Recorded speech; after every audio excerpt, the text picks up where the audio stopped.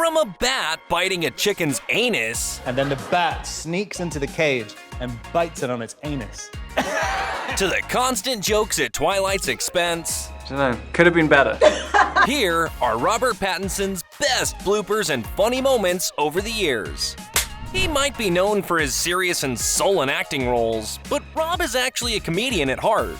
Normally every movie about alcohol normally is so sad. Yeah. And, like, no one ever shows the upsides.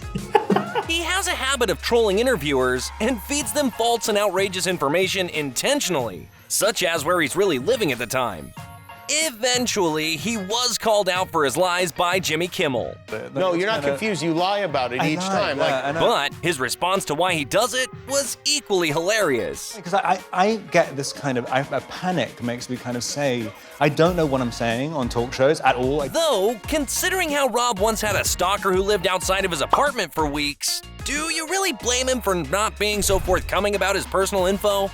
But that's the thing about Rob. He's extremely candid in interviews if you pay close enough attention. Sure, sometimes you're not really sure if he's telling the truth or being honest about a real-life event. Take this one instance where he discussed his first time going to a circus. Running away and joining the circus? No, the first time I went to a circus, somebody died. One of the clowns died. Judging by the laughter, everyone presumes that Rob is joking about the event, but he insisted that he wasn't. His little car exploded. You see, this is why it's so difficult to tell if he's telling the truth or not, because he always laughs after he says something, even the serious stuff. Rob is also not an active user of social media. You'd imagine it was because of all those early pressures of fame and being in the limelight, but he says it's purely because he missed the boat on things like Instagram when it first took off and became popular. However, he isn't about to start it now either, because he might feel that people will look at him in a weird way. Seriously, just listen to his reasoning here. It's kind of dorky to say like, oh, I just started my Instagram now. It's like, oh, you're a bit late. It's probably going to go out of business in a couple of years. Heck, even when someone asked him what his definition of a good time is after he starred in the movie of the same name, he had to turn it into a humorous moment. I don't know. I mean, I guess that's why I'm attracted to it. I mean, I guess my idea of a good time is in probably the majority of people's eyes a bad time. And he didn't even answer the question here. Yeah, he really finds the funny side in just about everything. You know, that's the line of legality, and like, I'm like kind of way over here. At the same time, Rob has a natural chemistry with just about everyone he meets on screen and off. Even when he and his co-stars are sitting together in interviews, you can't help but see his funny side pop out. Take this instance, where Reese Witherspoon was discussing one of the weirdest things to have happened to her. Can I smell you? Of all the things that you could ask somebody. Did you say no and block her nostrils? That reaction looks a little bit like something Spider-Man would do when he shoots his web, right? Well, speaking of Spidey, it turns out that Rob and Tom Holland are actually pals in real life, having starred together in The Lost City of Z. Rob even revealed how Tom manifested himself playing the webhead. Wearing a Spider-Man outfit when I was shooting that movie. Wait, what? Why was Tom wearing a Spider-Man suit randomly on set? This sounds like another case of Rob messing with the interviewer. Though, again, he insists the story is absolutely true. In the middle of nowhere in Colombia, and like with no one around. There's no one witnessed this except for me. You know what? So he's the only one who saw Tom wearing a Spider-Man suit randomly? Oh, how convenient for the ultimate prankster. But while we're talking about superheroes, Rob's casting as Batman sent the entire internet into raptures. Much like any other casting, there were people who were happy and others who hated the idea of him as the iconic DC hero, myself included. That said, he approached the project with an incredible amount of passion and enthusiasm, putting in a lot of research into the character, and, well, bats in particular. So I looked up how a bat fights, and there was this one video. Oh boy, you just know this story is gonna be a special one, don't you? But let Rob explain his thinking and what he has uncovered further. And there was this one video on planet Earth of the technique of a vampire bat with a chicken in a cage. Okay, this is getting interesting, but what does this bat actually do? For like an hour, just flat banging on the cage until the chicken's been scared for so long the chicken falls asleep. and then the bat sneaks into the cage and bites it on its anus. Well, that would definitely change the tone of any Batman movie. Can you imagine if that's how the Dark Knight fought the Joker in this latest film? Of course, putting on the Batsuit was a major and prestigious moment for Rob. He revealed how the suit was so secretive that he wasn't even allowed to step outside of the set while wearing it.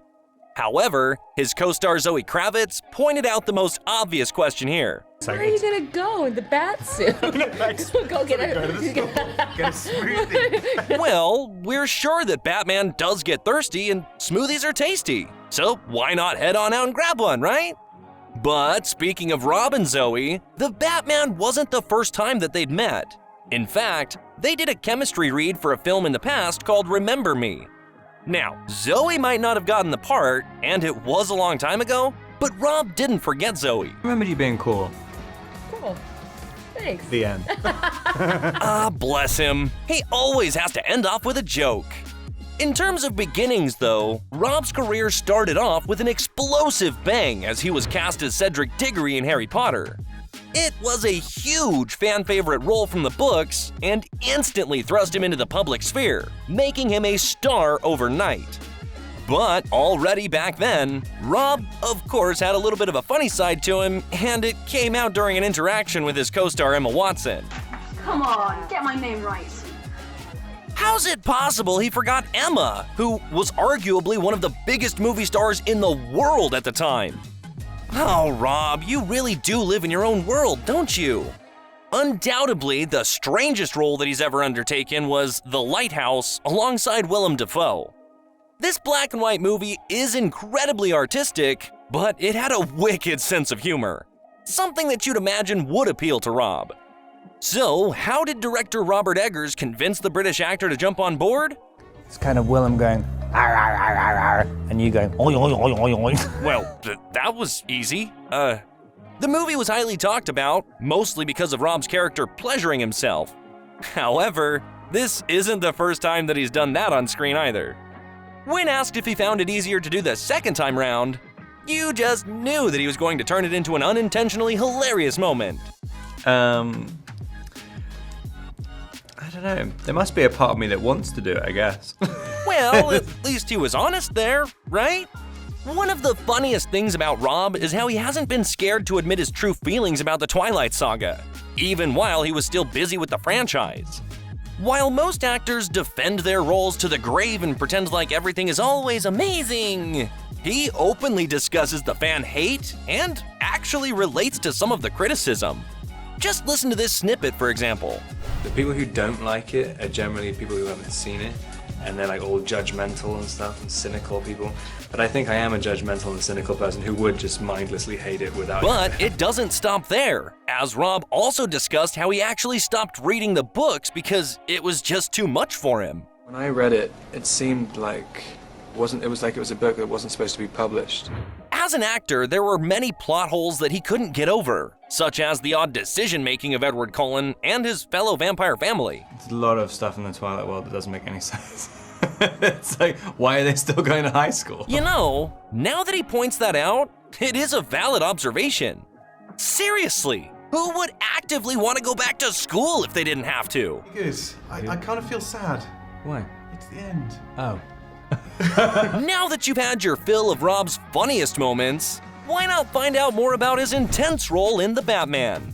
Be sure to check out our video about the Matt Reeves movie and how it's different from everything else that came before it. Oh, and while you're at it, don't forget to like, share, and subscribe to our channel. Thanks for watching. Bites it on its anus.